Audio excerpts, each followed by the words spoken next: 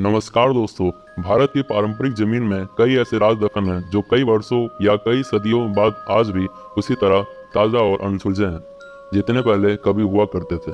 ये रहस्य कुछ ऐसे हैं जिन्हें जितना सुलझाने की कोशिश की जाती है ये उतना ही उलझते जाते हैं। ऐसा ही एक राज राजस्थान के जैसलमेर जिले के कुलधारा गाँव में दफन है। यह गांव पिछले कई सौ सालों से वीरान पड़ा है। एक ऐसा गांव जो रात ही रात में वीरान हो गया और सदियों से लोग आज तक नहीं समझ पाए कि आखिर इस गांव के वीरान होने का राज क्या है।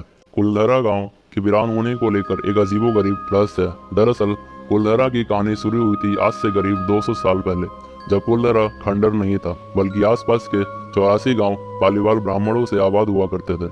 लेकिन फिर जैसे कुलधरा को किसी की बुरी नजर लग गई। वो शख्स था रियासत का दीवान सालम सिंह, अयाज दीवान सालम सिंह, जिसकी गंदी नजर गांव की एक खूबसूरत लड़की पर पड़ गई थी। दीवान उस लड़की के पीछे इस कदर पागल था कि बस किसी तरह उसे पा लेना चाहता था। उसने इसके लिए ब्राह्मणों पर दबाव बनाना शुरू कर दिया।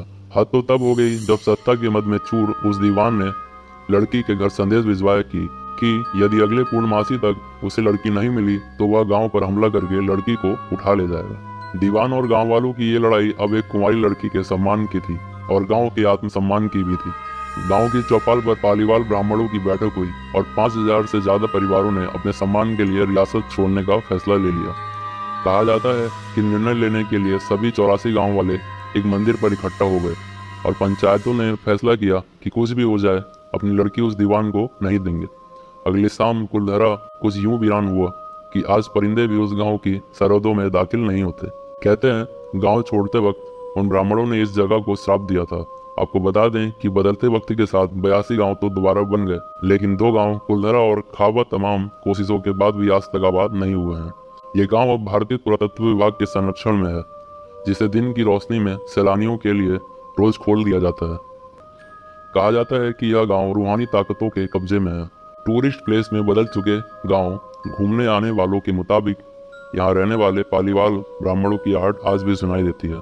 उन्हें वहाँ हर पल ऐसा अनुभव होता है कि कोई आसपास चल रहा है। बाजार के चहल पहल की आवाजें आती हैं, महिलाओं की बात करने और उनकी चूड़ियों और पायलों की आवाज हमेशा ही आती रहती है।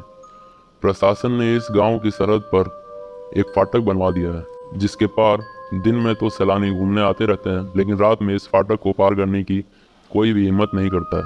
कुलधरा गांव में एक मंदिर है जो आज भी श्राप से मुक्त है। एक बावड़ी भी है जो उस दौरान में पीने के पानी का जरिया था।